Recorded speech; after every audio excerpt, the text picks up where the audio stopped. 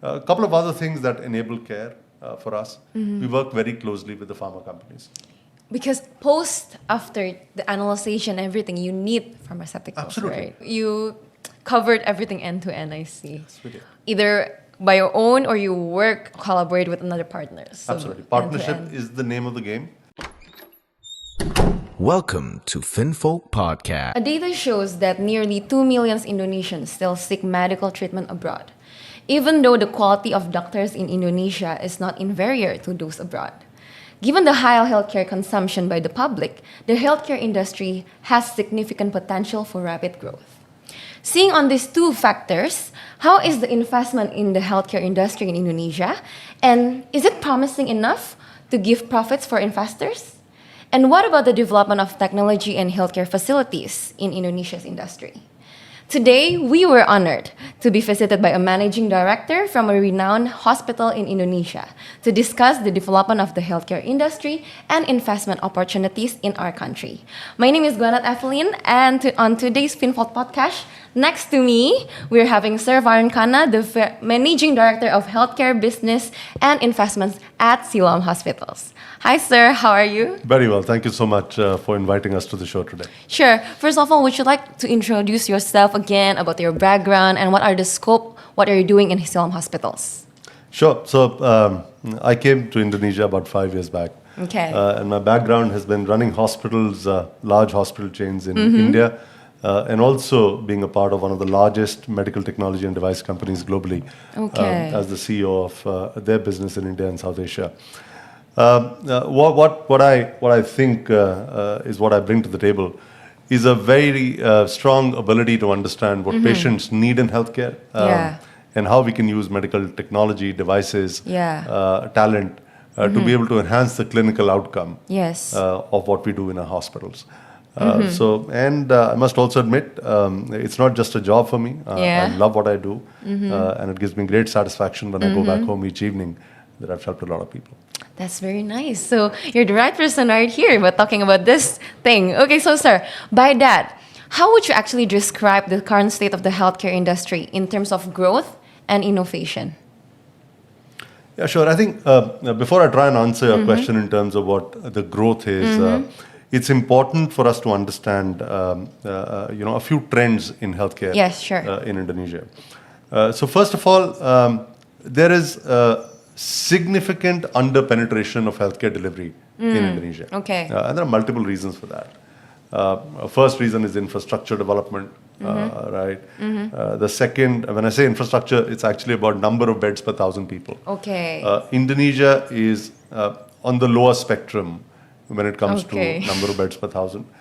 And there are reasons for it. It's one of the most fragmented countries that we know of, right? So access becomes very difficult. Also, when you look at talent, number of doctors per 1,000 people is also another concern, Okay. right? Because Yes. while we produce great talent, we do not produce the talent in the required quantum that the country needs. Yeah? We're a large country of 280 million people. Yes.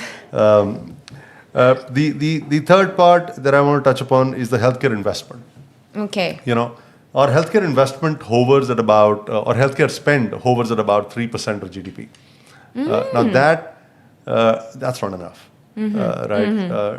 I'm not saying that we go to the other extreme of what US is doing, which is 17-18% of GDP, but we need to grow the number from 3% to higher single digit to be able to provide the right level of care. There's another very significant trend now, and this is after the launch of BPJS. BPJS, to my assessment, is one of the best universal healthcare programs globally. Rolling it out to 280 million people and providing a coverage of 95% population is incredible. Yeah. And the government has done a fantastic job at that. And this has also provided impetus to private insurance companies to come in. 10 years back, if you look at privately insured people, I think the number was about 1 to 1.5 million. Okay. If you look at it today, and I may not be the best person to give this data, but I'm given to understand 17 to 18 million people are privately insured today outside of BPJS as well. So that number is really, the insurance penetration is really growing. The other thing that I always look at Indonesians, a very young population, a very productive population, but that also means that every 20 years, our aging population will double. Yeah, that's correct. So what our aging population percentage is in 2020 will double by 2040. Yeah. Right, will quadruple by 2050. So that means the health system will have to be more prepared, Yes, that's correct. more invested in, Yep. to be able to take care of the elderly Yeah. at that point in time. I think another trend that I would like to touch upon is the need gap. Okay. What is it? The need gap on the clinical side of it. Okay. We have a lot of cancer patients. Our diabetes population is large. We have one of the highest incidences on tuberculosis. So when you have that TBC. level of need Yeah. on disease, we will need to invest more Yeah, in that's healthcare correct. to be able to cater to that. Not everybody can fly outside, right? And I think there's also another piece. If I was to ask you a question, really, Okay. to go on to the next step, where would you get treated? 1,000 miles away from home or closer to home? For me, I think personally, I think it's closer to home. Closer to home, right? Yeah. And this is a healthcare trend that we need to remember. And I've been in healthcare for the last 15 years. I can tell you, everybody wants healthcare Yeah. closer to home. Now, Indonesia is a net exporter of patients, right? And I don't know of too many countries which are net exporter Yeah. and that, I think, is to do with a little bit of perception. Yeah, that's correct. But perception may not be reality, really. Yeah, that's true. During COVID, when there was a significant lockdown, Yep. people could not travel. Yeah, that's correct. I can tell you all of those sick patients actually used hospitals in Indonesia. Yes. They got treated. Yes. And they started to realize that this is what we want. Why were we traveling abroad? Yes, that's- in that's fact, true. our patients, international patients in 2019 used to be about 0.5% of our total treated base. And now we treat about 3.5% of people coming Yeah. from the international background. So I think those are the significant trends. As far as telling you what I see growth rates going forward, I think the industry will grow in the next 10 years at a CAGR of about 7 to 8%. Yeah, that's good. Within that, there are three tiers. One is the premium segment, which is, of course, the smallest segment, but that's Yes. where the patient loss also happens. Yep. The other is the mass market segment. Yeah. And the third is the BPJS segment. Okay. I think BPJS will grow in the range of 13 to 14% a year. Maybe the mass market segment will grow about 7, 8%. And the premium will grow about 5, 6%, giving you a blended number of about 8%. Yeah, yeah, So on there's the growth of huge it. potential Yes. in this country on healthcare. Yes, so there's a big shift because of the pandemic, right? So it changed it helped to change the perception It of did. people actually that it's okay to be treated here and all that, right? Oh, yes, absolutely. Yes. And that was a long period, 2 years. Yeah. And I can tell you in those 2 years, I made 500 friends every day because everybody wanted healthcare here. And people are happy. About about the surfaces, the results Absolutely. of everything. So what is healthcare? Healthcare is about talent, technology, and infrastructure. Yeah. And come to think of it, and I've been here 5 years, by the way, and I've never stepped out for healthcare out of Indonesia. Technology and infrastructure is as good as it gets anywhere in the country. Wow. Right? And today, technology-driven healthcare is gaining a lot of traction. Yes, right? that's true. Our doctors are as good as anywhere else in the world. So the perception may not really be the reality, and which is why Yeah. I see a multi-year trend, a multi-year trend to say that patients who go abroad today will gradually start to stay back in the country, right? And I'm given to understand that number of foreign exchange spent outside of Indonesia for healthcare is pretty large. Numbers range between $6 billion to about $10 billion, and even if 2 to 3% of that stays back every year, Yeah. that's a sizable market growth. Yeah, that we're looking that's at. big. So if you have stated before that the healthcare infrastructure is actually essential for the future industry, so how does Siloam actually approach investments in healthcare facilities and infrastructure development? Could you share it, please? Yeah, sure. So, with the growth of healthcare in Indonesia and the alignment of Siloam's vision, mission, and purpose Yeah. to be able to reach out and deliver healthcare, quality healthcare to every single Indonesian. So, we love to grow. And I must say, we've grown in the last 25 years to 41 hospitals and about 80 clinics. Yeah, that's right. a huge growth. And that vision, I think, that our founder had is today providing so much access across Indonesia that I could safely say that's unparalleled by any other player today in the private space. So we cover 28 cities through the 41 hospitals that we have. Yeah. But I think I'm gonna from geographical side move to the clinical side a little Yep. bit because healthcare is not just geographical expansion. Yeah, that's true. It is about how much clinical focus and depth you can bring Yeah. in. Right across the network today, we run 8,000 beds.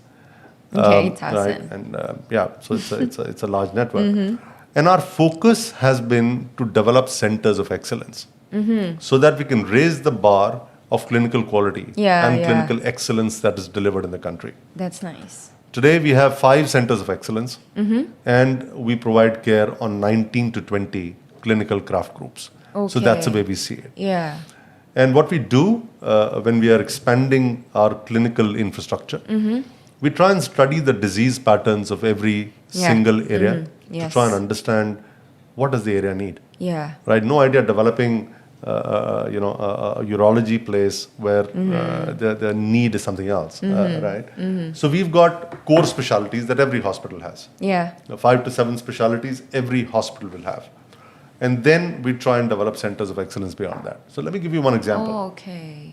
We run 41 hospitals, and it is very difficult to have a neuro center of excellence Yeah. in every single Yeah. of those 41 Yeah, hospitals. yeah. And it's also expensive. Yeah, of course. Setting up a gamma knife, putting equipment, it's easier said than done. So what we've done very successfully over the last 5 years, that we've brought teams to work together across our hospitals. Okay. Collaboration. Yeah, absolutely, that's the right word. So our doctors today collaborate across the group Okay. to deliver the right level of care to every single Okay. patient. Right, and that makes us special in many ways. We are doing the same in oncology. We're doing the same in cardiology. Yeah. And we also track the share of the market that we get on account of this infrastructure development. The second piece on infrastructure and technology, I think, is patient centricity. We are ensuring that we have patient-centered care, right? And this has various touch points. The touch points could be pre-coming to the hospital, Yeah. coming to the hospital and getting Yes. treated, And post. post and follow-up care. And also, we add another category because we believe it's very important, and that's advocacy. Advocacy. Right? Yeah, that's true. So, people who come to us, we actually want them to tell the others Yeah. how good the Indonesian health system is, because health is all about word of mouth. Yeah. Right. We've also invested a lot on digital capability. Okay.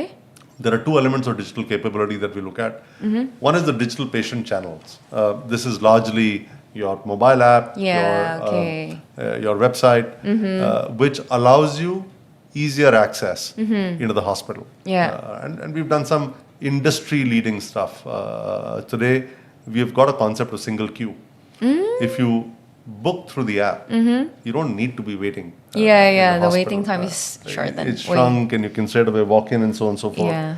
And the other side is the clinical side on technology. Okay. That's Right. the important one. I'm sure you've heard a lot's changing in how technology and AI is shaping up healthcare delivery. Yeah. And we want to be ahead of that curve in Indonesia. Because one thing that amazes me about Indonesians and Indonesia is our ability to utilize digital services.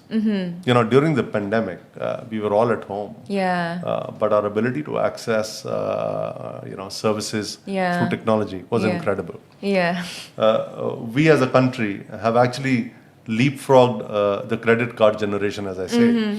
Our credit card, use was not as much as the digital wallets when they suddenly Yeah, came in, right? Our adoption was fantastic. Yes. So I think what we are trying to do, and we've already looked at certain spheres of clinical delivery like radiology, clinical decision support systems, where we intend to bring in the latest tech in the world at Siloam. One of the last pieces that I want to talk about is evolution of the patient as well. How is it? It's our accountability, responsibility to be able to make the patients more aware. Yeah. When I started seeing healthcare 20 years back, it was very opaque. Doctors would treat the patient, but the system will not tell the patient as to what's happening. Yeah, right. yeah. So sometimes that patient communication did become a challenge. Yes, that's true. And one of the best practices that we've seen globally, even in the Western world, is that keep the patient informed Yeah. and be transparent.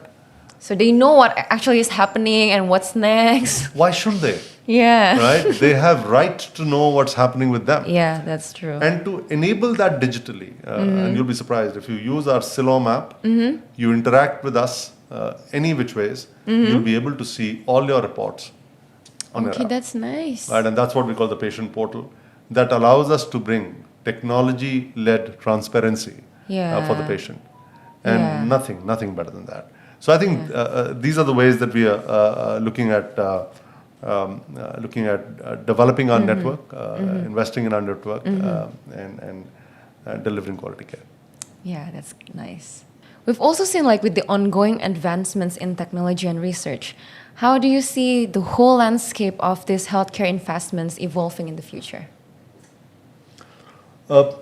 Interesting question, and before I get to answering that, I think I'm going to take the healthcare spectrum and then try and give a sense of how technology and investments are impacting each one of these. First of all, to start with, and I said this earlier, Indonesia is a fragmented country. I don't know if you've been to Papua. Not yet. But I had this chance to get to Papua because we operate 6 clinics for Papuans in Papua. And when I first landed there, I said, how will quality healthcare ever reach them? Because it's so difficult to get there that you can't fly doctors every now and then. Yep. So one of the points that we started working on was access. Access. How is it that we can get quality access to everyone? Right? Papua may be remote, but you can still provide them access through technology. Yeah. Right? And 3 years back, when we had the app going, we ensured that every single capability to drive access is available on the app. Today, on our app, you can actually do a telechat. You can do teleconsult. Teleconsult, everything. In fact, before that, you can actually check your symptoms. There's a symptom checker. You can track your diabetes on an ongoing basis. That's nice. Absolutely. And it's a super app in healthcare is the way I say it. Right? You can do everything there. If needed to get into healthcare or hospitals, you can actually book an appointment with our specialists and much more. Of course, I mentioned that you can track your results as well. So there is a lot that we are trying to do to ensure access, really. Then I come into the stage of diagnostics. Of course. How then you analyze all the patients, how are they doing, what's next, and everything. Absolutely. You're right, today, there was a time when somebody would hold your pulse and say, this is and then they count Yeah. and everything. I think no longer. The world has so much on diagnostics to offer that you could be very certain that the diagnosis that you're making for a particular person is accurate. Okay, right? how do you do it? So it's how elaborate your labs are. Okay. We run one of the largest network of laboratories, and we've partnered with the world's best. Right, and the level of automation that we have is fantastic. What does it do? The level of automation that we have today allows for absolute accuracy. Okay. And our menu is large. We do about 1,500 tests. Wow. Really across the board. Very accurate, extremely fast, right? Very little manual intervention, and that's where our doctors are able to then, with that support, Yep. really able to provide the right diagnosis very, very quickly. Okay. And this is not going to stop here. Our aspirations is that we will continue to add in the diagnostic capability and be globally benchmarked. So we're now looking at, let me give you an example. Very shortly, we'll be launching a cancer diagnostic test, Okay. which will help you study well before any incident Prevention. based on more Is than it? prevention. Do Okay. you run the risk of cancers of any kind? Because it is a genetic disease, right? Yeah, And there's so yeah. much happening in cancer research. So it's got to move to preventive, Okay. right? In many ways. That's great. And if you can prevent something, why not? Yep. So that's, I think, the big piece on diagnostics that's happening. Then let me go to the curative part of it. We are very clear. We invest in our hospitals to make them the best in terms of clinical technology. Yep. Right? We have our own cyclotron. We have our own gamma knives. We have a very established large network of linear accelerators. On MRs, we pride ourselves for having the 3 Tesla machines, which is as good as it gets anywhere in the world. CTs, using German scopes, having the finest OTs. And that's what makes it special for us. Right? We do Choosing not, the best out of the best. absolutely. We don't shy away to make investments in technology, which can then aid our doctors to deliver the best clinical outcome. So, we're very focused on that. A couple of other things that enable care for us. We work very closely with the pharma companies. Because after the analysis and everything, you need pharmaceuticals, Absolutely. right? So even if the doctors diagnose the right thing, the treatment therapy is not what we make. Yeah, that's it's true. actually delivered and made by the drug companies. Yep. We are a part of their journey in many ways. We work with clinical research organizations to ensure that we are able to bring innovative therapies for Indonesians, ahead of schedule, pretty early. We're also working with pharma companies, and the government is very, very supportive to bring in therapies at the same time when they're globally launched. Wow. And that is a significant change from the past. It is. From the past. So yes, that's the way we are ensuring that care delivery can be enhanced. So you covered everything end to end, I see. Yes, we did. Either by your own or you collaborate with another partners. So Absolutely. end to Partnership end. is the name of the game. Yeah. We're not in this journey of delivering care alone. We partner and we pride in our partnerships with the best in the world. That's nice. So you share a lot about the landscape and the industry, about the healthcare. So specifically, how does Siloam, under your guidance, sir, strategize to seize these potential opportunities in the healthcare industry? Interesting again. Let me go back a few years. As I mentioned earlier, we grew in size. We have 41 hospitals today, and that's where the vision comes in to be able to grow that size. But there was a point in 2018-19 that because we had grown so fast, and each hospital has a maturity cycle, right? Yeah, of course. Takes time. It takes time. And to put the clinical programs together for patients to start coming in, we did reach a point where half of our hospitals were not generating money, right? And therefore sustainability becomes a problem. And at that point in time, I think we thought to ourselves that journey to profitability is extremely important. Yep. Because it allows you to sustain quality care delivery. That's true. Right. You can't build an enterprise which is self-sustaining if you're not generating adequate cash. So we decided to go, a little more. We weren't that aggressive in geographical expansion. Yep. We already had bed capacity. Yep. So we had opened. We almost were built for about 8,000 beds, and we had only opened about 2,000 beds. So there's a lot that we could do within those hospital premises. Yes, inside of it. Yeah. That's so logical that you go deeper, choosing rather than wider, right? So how does that impact to the whole number of the... So that's well said. Yes, we went deeper instead of going wider. We didn't stop opening. We opened still 1 to 2 hospitals every year, but that growth became very sustainable. Yeah. Right. And within the hospitals, we added clinical programs, as I mentioned to you. We started serving more patients. Yes. The same hospitals that served 2 million patients in 2018, this year will end up serving 4 million patients. Oh, yeah. Right? That's a great markup. And that would lead to about 4,000 beds occupied, which is almost double of what we were at some point in time.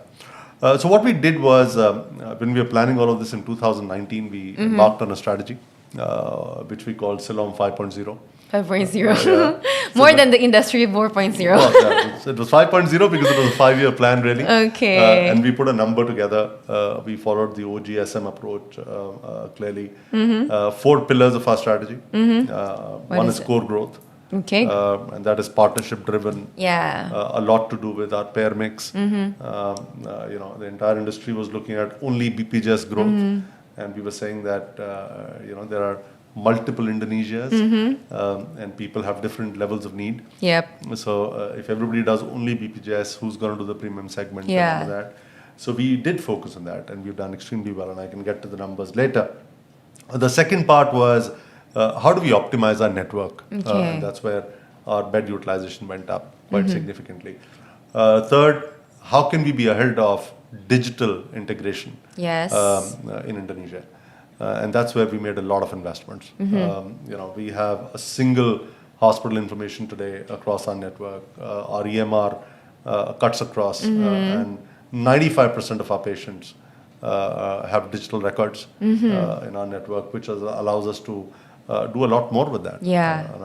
We can tell you disease prediction models. We can tell you, we can easily manage communication with them in a personalized manner. So there's a lot more when you have data you can do with it.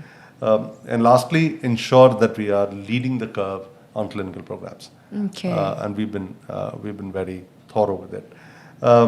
So there's a significant transformation that we carried out across the 4 pillars.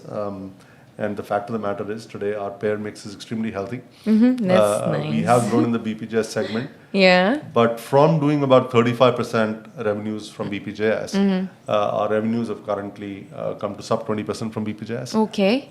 Which means that we've grown very, very significantly. Yeah. The Ahead contribution of of it. Yeah. Absolutely, ahead of the industry. So our growth rates in corporate insurance and OP have been 20% plus on a CAGR basis.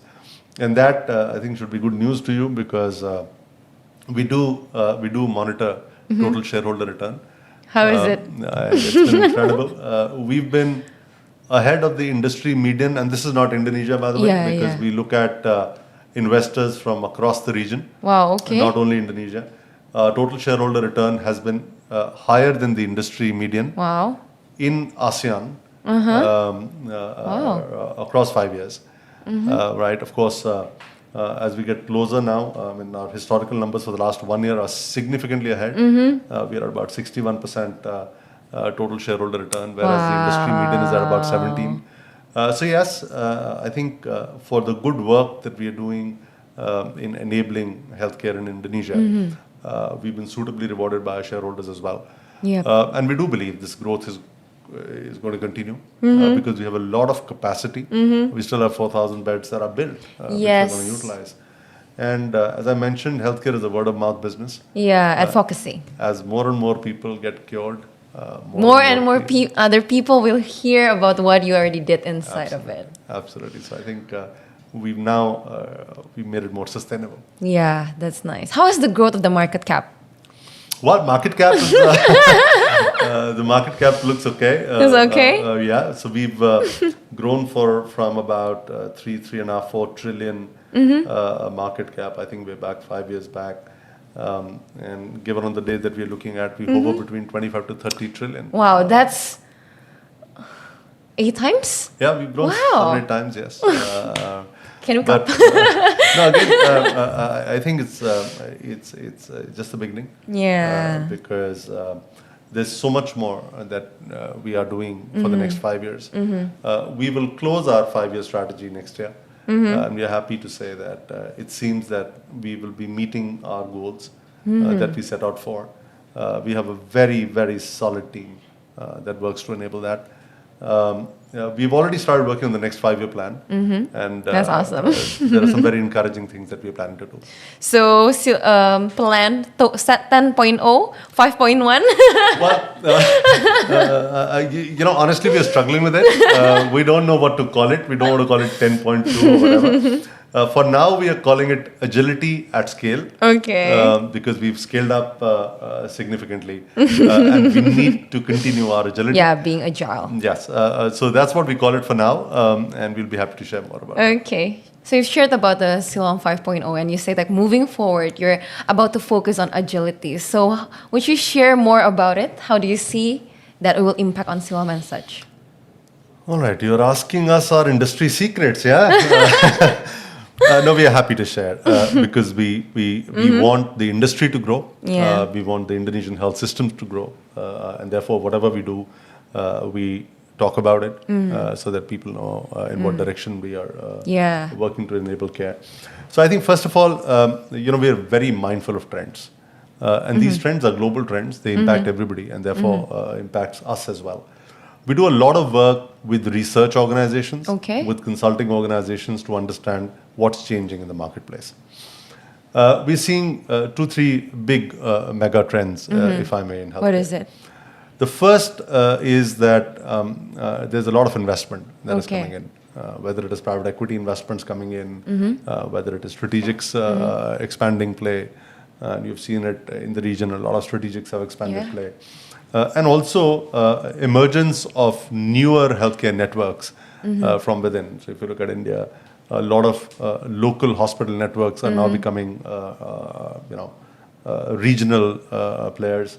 And I think that's going to be another trend. And don't be surprised if some Indonesian companies become, beyond Indonesia play as well. For us, the second trend that we are seeing is as more capital comes in, there's more efficiency also at play. Yeah. Right. So diagnostic businesses are getting extremely important. Yep. Right. And diagnostics is really moving out of hospitals because come to think of it, why do you need to go to a hospital for a diagnostics? Yeah. And that's another significant play for us as well. Now, there are two kinds of diagnostics. One is when you have a captive patient, right? The patients who come to you, are inpatients. And of course, you need to have very high degree of esoteric testing to enable their care, and which we are very committed to, right? But we already have the infrastructure across 28 cities, and our testing volumes are incredible. Why not provide the same to people who are currently not our patients, or go to other hospitals, or maybe want to test themselves? Yeah. Right. So I think that's another change that we are seeing from a megatrend standpoint. We're also seeing newer models emerge. We call it ambulatory care. We are seeing radiology centers developing. We are even seeing linear accelerators, standalone linear accelerators coming up in the industry. We are seeing standalone dialysis centers coming up globally. And keeping in mind all of these trends, I think we have created 3 verticals for focus. One is continuing our hospital business. Okay. Right, and being stronger at that. Yep. So that's getting stronger with our clinical programs, bringing more technology, ensuring that we make the best of the law that's just been passed by the government, which has allowed for so many changes that Indonesia was waiting for. And I think it'll so favorably impact the Indonesian health system that we'll all be surprised. Right. The second part is looking at adjacent businesses. We've already started working on taking diagnostics online. Okay. Through the apps? Yes. So you can very shortly you'll be able to book all our test menus through the app, and it doesn't matter whether you are a Siloam patient or not. You can still access quality diagnostics. So you can download My Siloam, right? Absolutely. Please download My Siloam. And it's a fantastic app. When you compare it to what's available globally, you'll see it right up there. So the second part is we've developed a lot of focus on home care. COVID made us realize that we should be able to deliver quality care at home as well. Yeah. And that's another business that's doing extremely well for us. We launched it about a year back, and we are extremely happy with the way it's progressing. We also want to take our tele-consult networks to a different level. Currently, we are providing care to patients who come to us. Yep. But I think our endeavors are how is it that we can take tele to a different level, enabled by a lot of AI. Generative AI. Yes. So you will soon see that we'll be able to provide you responses to your questions using generative AI. I think that we're bringing one of the world's best solutions into Indonesia. We're looking at launching it closer to the fourth quarter this year. So there's a lot that we will do in the adjacent health spaces. Lastly, I think there's always this debate whether talent or people is an enabler or should be a focus area by itself. I think we've come to realize in the last 5 years that we need to focus on developing talent for healthcare in Indonesia. Yeah. Right. We help grow talent through our institutions. Yes, university. Yes. Right next to it. Yes, absolutely. We also, I think, need to work on developing leadership capability for hospital networks to grow. And we being the largest players in the Indonesian health space, I think it's incumbent on us to be able to contribute to leadership development. Yeah. And that's another space that we're going to work on quite significantly. Wow. So that's how we see it. I think we are in positive space. The market growth is extremely healthy. Our brand's done extremely well. Our presence is fantastic, and therefore we become the preferred choice for people. Nobody covers Indonesia like we do. Right? I always say this.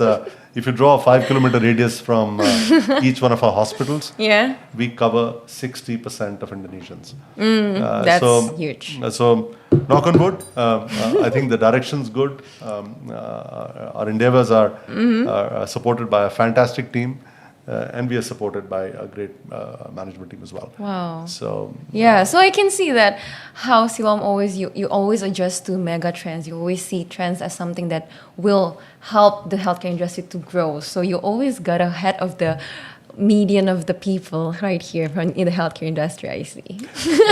With you being here. No, that's how it works, right?